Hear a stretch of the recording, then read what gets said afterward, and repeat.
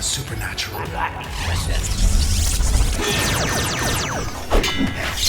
Download the Legacy Edition of Spirit Blade, a full past audio drama, for free at spiritblade.com. Hey guys, Peter Franson here from christiangeekcentral.com and Spirit Blade Productions, here to give you my first impressions of the first, 6 or so hours of Pathfinder Kingmaker Definitive Edition for the PlayStation 4. Now, I am a huge fan of the classic it doesn't have to be top-down view, but real-time with pause RPG combat system that's used in classic games like the Baldur's Gate games, Icewind Dale, and modified versions of that in Dragon Age Origins or even Final Fantasy XII. And there's been a resurgence in turn-based traditional RPGs, but I would really prefer there were a lot more of these real-time with pause RPGs, and in particular those that are inspired by Dungeons and Dragons, which Pathfinder is. It's based on a paper and pencil role-playing game that is very much kind of an offshoot of Dungeons and Dragons. So the aesthetics are about what you would expect. I'm just going to go through aesthetics, gameplay, and then talk about themes maybe a little bit. But this is exactly the kind of D&D fantasy world aesthetic that I want. So often games are trying to break out from that mold as though it's generic and boring to pull from that thread of inspiration, but I just love that traditional. It's like good home cooking. And so you can zoom the camera in and out. I love the as far as getting back to the D&D aesthetic. Sorry, it's going to be a little bit scattered. I've got a few notes to gather my thoughts a little bit. But the writing, there's lots of text, but there's also voice acting if you want that. Now, I turn the voice acting off, even though they do a solid, fine job in this game. I just typically do not like to listen to voice acting in video games. I'd much rather read. I can get through it faster that way. And but the writing's very nice. This reminds me a lot of Pillars of Eternity, honestly, and which they both took inspiration from the classic Baldur's Gate games. But if you want that kind of fantasy world that just feels like Dungeons and Dragons, then I think you're going to be very pleased with the world as it's created here. So let me just talk about the combat system. I'm getting ahead of myself a little bit. That's more the gameplay side of things, but. As I said, you can zoom in and zoom out. I'm just pressing the up and down arrow buttons on the cross pad, and you can set all kinds of parameters for when the action is going to pause, and you do that in settings. There's lots of customization options there. But basically, you're going to be using square to pause or unpause the action at any time. And while it's paused, of course, you can choose specific actions. You can, by holding down left trigger, pull up this roster, and then use the left or the right stick to go to the character of your choice. And then their action bar is displayed at the bottom, and you just press triangle, and you get access to that. You can go through any time that you want information about almost anything in this game.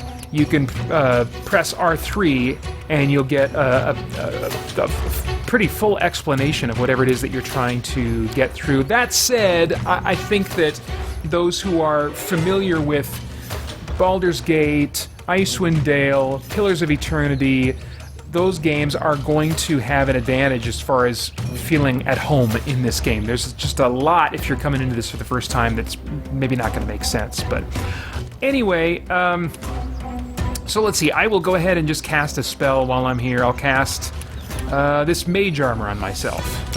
Now I can use the left and right bumpers to select different characters. There's no point in doing that for this spell because it only works on me. But it's cycling through targets is just that easy. I really appreciate that.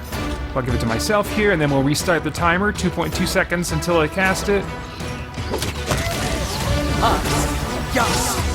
Now you might have noticed there, and then I'm moving this cursor with my with the left stick.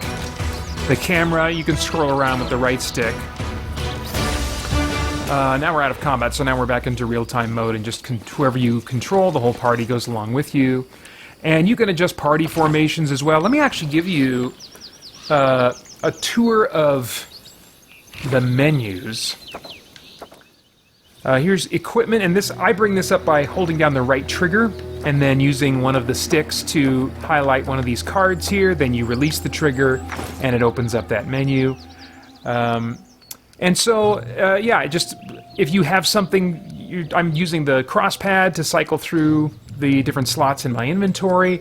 I really think that the Gamepad UI is really pretty good in this. I definitely find it more intuitive than Pillars of Eternity 2, which made some significant changes that I didn't like. But yeah, you've got the predictable equipment slots, you've got belt slots, so these are for like consumable or one-use item type things, or like limited use items that you have to have equipped on your belt. You have to have potions equipped on your belt in order to make use of them in combat. You can, outside of combat, just open up your inventory and take advantage of them, but in combat you need to have those things on your belt.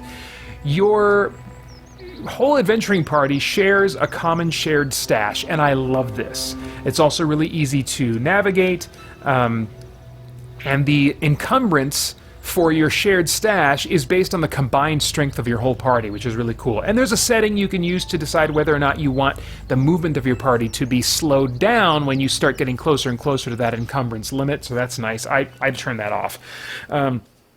But so anyway, I really like how they handled the inventory, and then I can go to the individual character, and down here in the bottom I use the L1 and R1 bumper to cycle through different aspects of the character, maybe current effects and conditions, abilities that they are capable of performing, their static kind of abilities with weapon proficiencies and all that kind of stuff. Class progression, this is really nice. You can get a look at the skill tree and the things that your character is going to gain on the class track that they're on, so you can kind of plan ahead a little bit.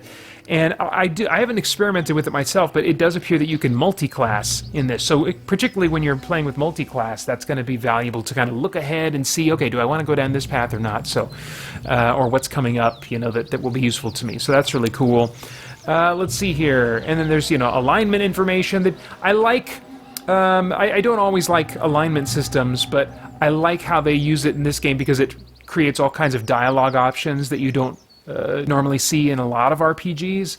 And so I love being able to play the kind of character that I want to play, who's, in this case, Elderast is my go-to wizard character I play in RPGs. And I can play him, yes, he is chaotic evil. I actually started him out as neutral because I just wanted to have as many options as possible in dialogue.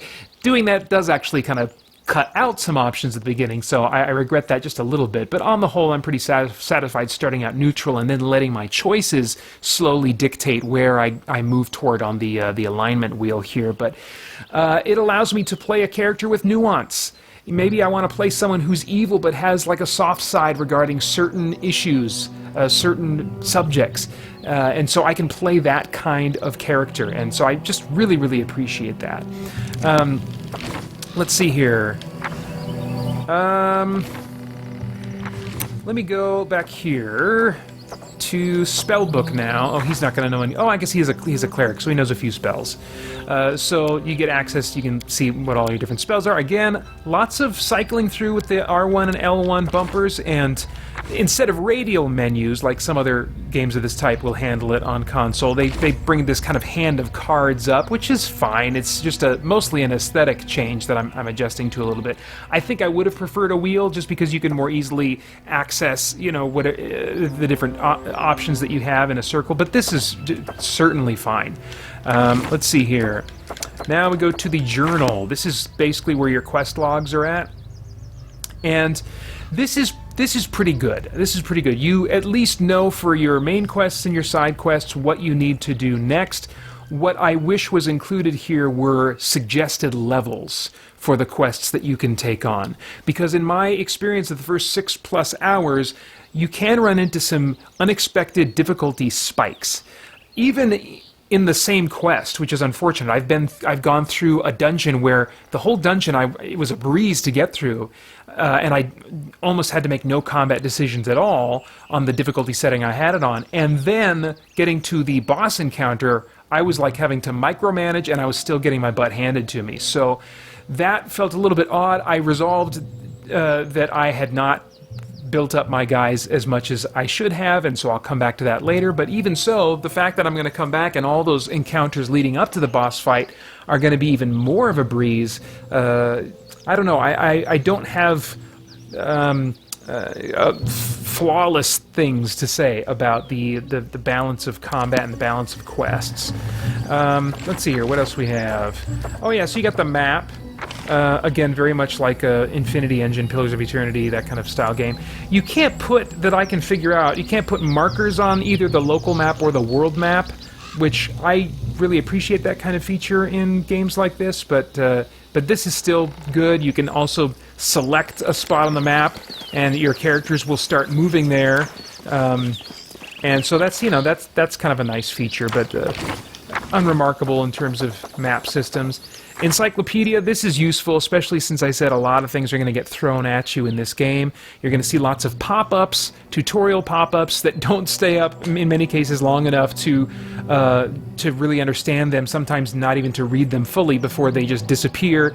But rest assured, you can go and find them somewhere in the encyclopedia. And so whether it's, you know, the basics of gameplay or the deeper specifics, and all these things seem to be unlocked from the get-go. It's not that they are absent from your encyclopedia until they pop up in a tutorial portion. They seem to be here from the get-go if you want to dive deep in. So that is a really handy resource for a deep game like this one is. Formation is really easy to adjust. You just use the left crosspad to select one of the characters, and then once it's highlighted, you use the right stick to move it around. And so, and this is a custom formation, but there are also some preset formations as well. But that's really nice for strategic purposes. And then finally, there is the rest option, where if you have camping supplies, you can set them up. And then I like the camping system in this game because you don't just rest for the night and get healed and maybe get interrupted by an attack or something like that. No. You have, let me just jump into it for a second here. You have these different roles that your party members play. So right now, Amiri is going to be hunting, and so I can restore some of the rations that I have to use every time I camp by having one of my characters go hunt, and she's rated at 7 for that, so that's pretty good. Ebony, my rogue, is going to be in charge of camouflaging the camp, and I could set somebody else to do that. And there's a smaller box next to the main portraits where you can put a secondary character that's helping to do that, and that'll increase your odds. I've got my wizard doing the cooking. He's not a very good cook, so that hasn't been working out very well, but it's, you know, it gives him something to do. And everybody still gets to completely rest in addition to helping out with one thing. And then you've got the option for special roles, where each of your characters is going to have some special camping ability that they bring that you can choose to have them take on that role during the camping time. And then you can also set up guards overnight. So yeah, I like the camping system. It just adds a little bit more of a thematic layer to the whole thing, and a little bit of strategy as well. And similar to in a tabletop game where you're camping for the night and you make those kinds of decisions as a party, who's going to be doing what as you rest. So that's a really nice addition that I haven't seen, I don't think, in a game of this type before. But anyway, coming back to the writing, another thing that this game has in common with Pillars of Eternity is that now and then there will be these story sequences that play out with a book opening in front of you. What I'm showing you now is not an example of that, but it's got a similar art aesthetic to the pencil-drawn styles there. But like Pillars of Eternity, you see this text that you're reading, and you get a choose-your-own-adventure style set of options that you can choose based on the skills that you have available to you. That'll help you decide which option you're going to take, and then you'll see the results of that play out. And so it's a nice way to kind of cut corners and not have to produce lavish cutscenes, and still have these kind of story-centered, pseudo-cinematic kind of moments that really play out in a way that feels aesthetically fitting to the Dungeons and Dragons, the fantasy low-tech setting. And as I said, the writing's so far really nice. The characters are interesting, their backstories, what drives them is interesting, and so I can see myself growing to care a little bit, at least, about these characters. Maybe not emotionally, but at least care about their backstories and wanting to know more about them. So I do appreciate that. The sound design is great. I mean, all the little sounds of picking up items. It's what you would expect in a game like this, but I still really appreciate it. And the jostling of their equipment and the creaking of their leather as the party moves around the environment. Really appreciate that in a game like this. The music is really nice too. I don't know if the composer is the same as the composer for Dragon Age Origins, but it reminds me of that. The way it uses flute sometimes and has this... There's a sense of the serene, a sense of the mystical, also a sense of the epic, so it's a really nice blend. I think if you like the score for Pillars of Eternity and Dragon Age Origins, there's a certain musical sound to these kinds of games. I think Dungeons and Dragons is kind of... and the people who make games inspired by it all know what that sound is. And they certainly conjure that here, which I really appreciate.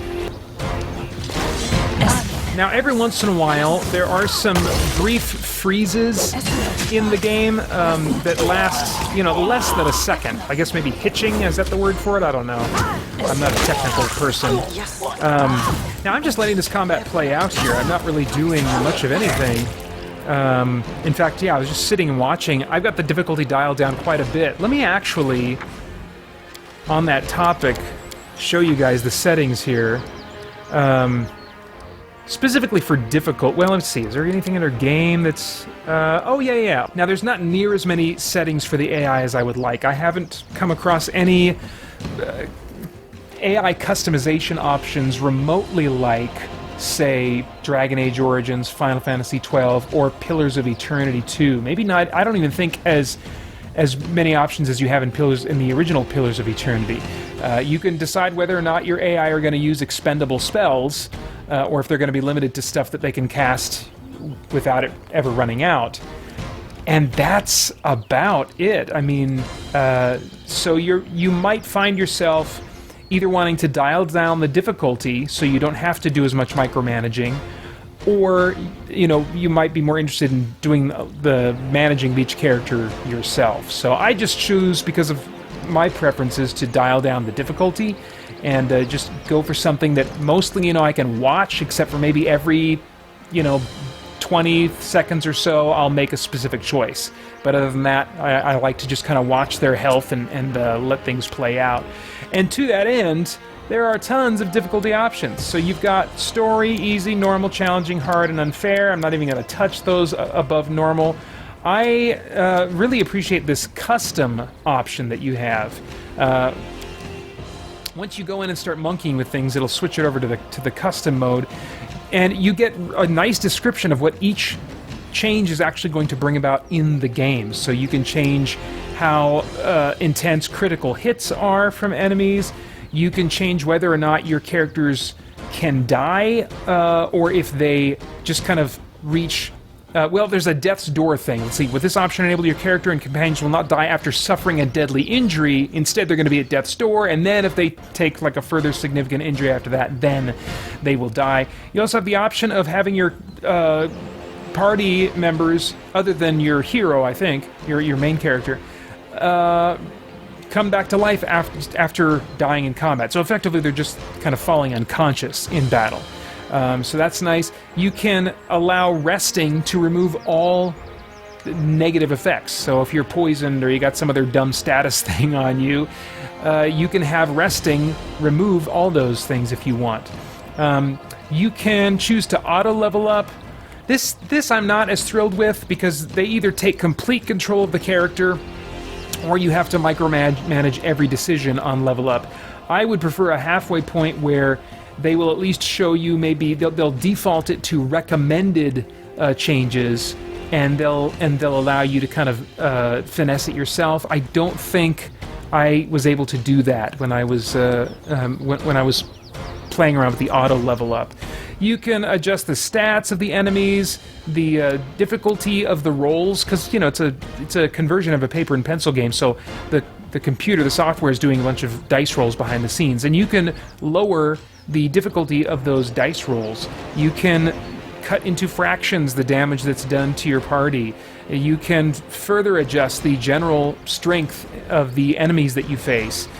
So really there's just a lot of options you can play around with to figure out, okay, what is going to give me the experience that feels the way I want it to feel, So I really, really appreciate all that they've done with the difficulty settings here.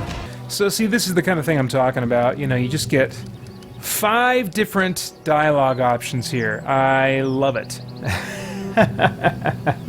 And each, many of them at least, pertaining to a very specific personality that your character has.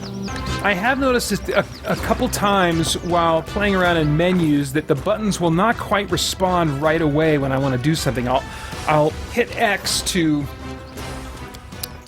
equip an item or something like that, and it's like it doesn't even register, and then a second later I'll hit X again and it will. That's not happening all the time, but commonly enough that it is a little irritating. Maybe I experience that about every 5 minutes, but again, I just recognize, oh, it didn't notice that I tapped X that time, just tap it again, and then it works. So about maybe every 5 minutes or so I'd notice something like that. And when I first started playing the game, it was before the, I think, 1.01 patch, which I think is what I'm playing with now, and it was like straight up freezing for much longer periods of time, and making it difficult to switch characters. Just doing something simple like this while looking at equipment, switching to a different character, it would totally freeze up and not move. Now there's just a very short delay, and so I'm hopeful that they have an eye on this as developers and are going to be looking to continue polishing how smoothly the game functions as time goes on. But even as it stands now, I'm happy with that first update and what it's done to the game.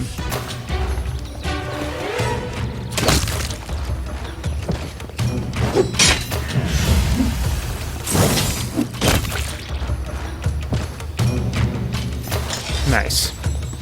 A gameplay element I'm not fond of is the lockpicking system. Basically, you get one chance per character to unlock a container or something, and if they fail, there's no getting into that container. I think maybe after your character has gained a level in that ability, they can go back and try it again. Maybe that's something that I read online, so I don't know if that's true for sure.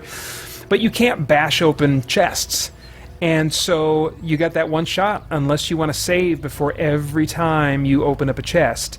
So what I've resolved to do is make all of my characters skilled in lockpicking so that I can minimize the number of times that happens. I really like loot in these games, and I like the frequency of loot in this game and the feeling of upgrading. It's useful loot that I'm getting on a pretty regular basis.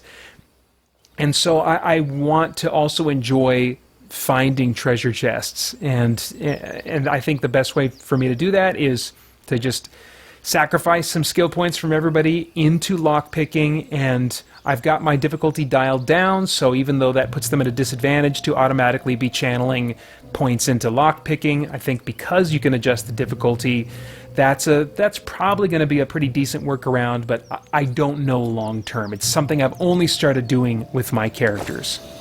Another red flag in the overall game system is the calendar that you're on. You have a certain number of months. Time is always passing, unless you're paused, I think. It certainly is passing while you're traveling. And you have 3 months to basically finish the main quest, from what I can tell. And they assure you that, that should be plenty of time, but be mindful of how much time is passing. I don't like that. I don't like that because I don't know if that's really true. If it's really true that I'm going to have plenty of time, I feel like, should I take on this side quest? I want to be a completionist and enjoy all the game has to offer, but I kind of feel like I'm under the gun for all I know. I don't know. And you could face a game over just because time runs out. Here's the overworld map, and you see the dotted lines represent roads you can travel on, and those are being revealed as you travel. So let's see what's over here. See the fog of war is lifting. There's a new area now that I can explore. I can use the right stick to hover over that. See, old oak, a great old tree dominates this area, rising from the remains of the waterlogged pine forest. All right, well, let's go check it out. Oops.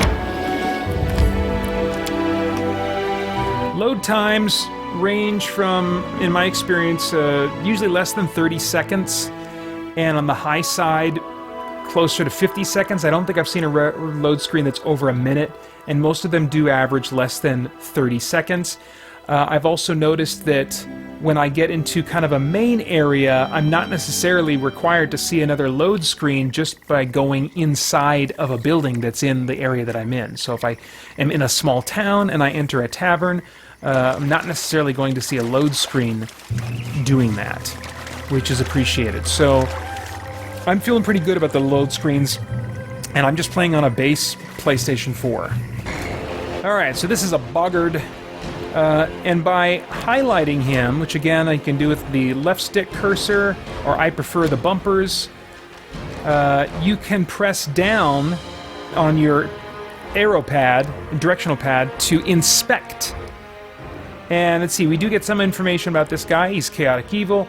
He's as far as I can tell, a level 3 humanoid, I think is what that means, and a level 1 warrior. I'm not sure, I don't know if he's multi-classing. I haven't quite made heads or tails of that. I don't think there's an option to, in this menu, let's see, right trigger, no, that doesn't help me.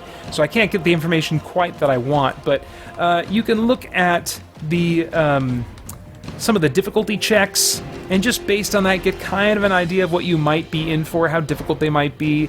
And even if you don't understand all the rules of Pathfinder, which I don't, I know it's a lot like Dungeons and Dragons, but does have some differences. Even if you don't understand those rules, I think what I've noticed is looking at these stats, you can get an idea after seeing a few different monsters and fighting them based on what their stats were, whether or not you're in for a hard time or an easier time. You don't get all the information right away when you first encounter new enemies. Some of it gets revealed as you fight them a little bit. At least I think that's what I've been seeing. Again, I'm just a little over 6 hours into the experience here. Let's see how we do. I'm just watching right now. Let's see here. Actually, though, just to show some spell effects a little bit, let's have Eldoras fire off. How about Magic Missile? And we'll shoot this guy. Alright.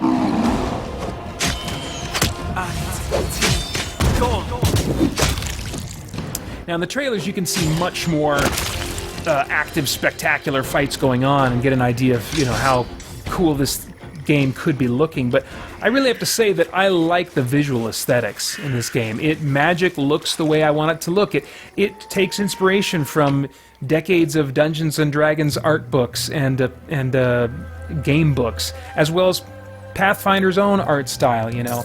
So I really am happy with again the aesthetics here. So getting back to the calendar thing, it's not something that I'm really worried about. It's not stressing out my gameplay, and really, I'm just choosing right now to assume that they have given me the time to take on all the side quests that I want to take on. And I just really hope that's the case. And I am also hoping that since my difficulty is dialed down, that if I need to really urgently catch up at some point later on, that I'll have the leeway to do that. So I'm not too worried about the calendar system, but it does, just the idea of it rubs me the wrong way.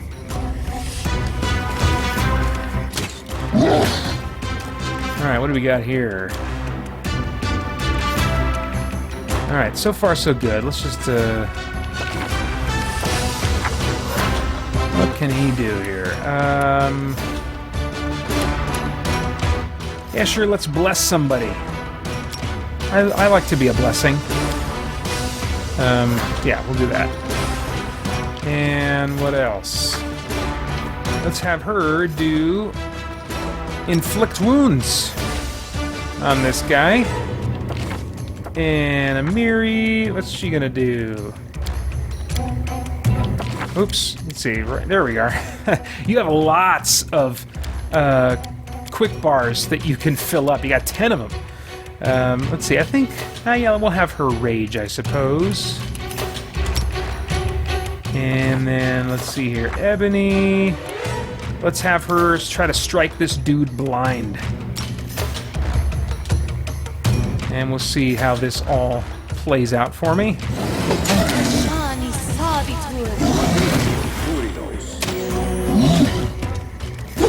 Did Eldoras not shoot off his... Oh, wait, no, maybe he didn't have a magic missile to shoot off. Let's see. There we go. Oh, yeah, I don't think I selected something for him. So let's have him do... Ray of Frost. Oh, he's almost dead. All right. There he goes. Didn't have a chance to shoot off my spell. Oh, well. You know, for me to enjoy a game like this, it's more about the things that you don't get wrong than the things that you do get right. If it's in significantly in the ballpark of the games like the ones I mentioned, then I'm gonna be pretty happy. And that's really the case with my experience so far on Pathfinder Kingmaker. It does have some interesting themes if you're looking for that kind of thing. Specifically, it plays up the religions of the world, I think, a little bit more than I'm used to in games of this type. Maybe as much as Pillars of Eternity, but more than I think the typical D&D inspired game. It's playing up different religions, and in particular, I was just struck by how, and this isn't original to Pathfinder, but how each of the gods in these polytheistic religions has these really striking, strong characteristics. They're the god of this, the god of that, the god of this emotion, the god of this virtue, the god of this vice, or whatever. And oh, am I kind of frozen here? What's going on? Oh, yeah, we are having some kind of a technical thing going on here. Why can I not move? Okay. Alright, so they haven't gotten all the bugs worked out. First time I've run into this particular one. Anyway, what that makes me kind of think about is how we, as believers, can really emphasize certain aspects of God's character and emphasize them so much that we end up neglecting or reducing in our minds some other aspect of God's character. You know, his sovereignty and control and holiness can be emphasized in a way that corrupts our understanding of his individualized love for us. Or his love can be emphasized in an inappropriate way that reduces his sense of justice. And the truth is that, rightly understood, none of God's attributes, which he has in fullness and in perfection, impinge upon his other attributes, but our wrong understanding of things like love and justice can cause us to misunderstand other aspects of God's character. And that's not just a theological, intellectual issue. That has real effects on our relationship with God and our view of life. We can start thinking that God is distant or unfair or powerless. All kinds of things. So I think it's worthwhile, at least to me, when I'm playing a game like this and I see these different polytheistic gods being represented, to compare them in my mind to how I view God, or how maybe others that I know seem to be viewing God. Anyway, the game doesn't shout at you to do that at all, but if you're interested, I think that's been an exercise that I've been able to bring into the experience with me. Well, I've been talking here for a while, but I feel like I have barely told you anything about this game. I think it's, as is the case with games of this type, a game that I don't truly have a sense of how I feel about it until I'm much further into it. But I just wanted to get this out there and at least give my thoughts on the port to PlayStation 4 and how the control scheme is working. And for my tastes and comfort level, it's really solid. It's really easy to screw up taking a game like this that's so point and clicky and bringing it to a gamepad. And this is one of the better ones. Probably not the best that I've seen. Certainly not, actually, but it's not a mess either. So it is scratching those itches that I want, but maybe I haven't mentioned something that is particular to the itches you want to have scratched. Please let me know in the comments below, and I will stick around. I even checked in on really old videos, so if you catch this much later and you have a question or something about this game, let me know, and hopefully I'll be able to answer it for you. But that is all that I have to say for now. I'd love your thoughts and comments below. Then I hope you'll join us soon over at christiangeekcentral.com as we continue to geek out and seek the truth. Hey guys, thanks for tuning in. We've got a ton going on here at Spirit Blade Productions and Christian Geek Central, including our in-depth Bible study for geeks, movie, game, and other entertainment reviews or commentary, live streams, Christian geek news, original audio dramas, and tons more. And on top of all that, you can become a Spirit Blade insider with an influential voice and get access to exclusive content and rewards. It's your involvement as a patron that will keep all of this going and growing, so I want to thank you for your consideration in that. For more information, please check out our Patreon page through the link below at patreon.com/spiritbladeproductions. Thanks for listening.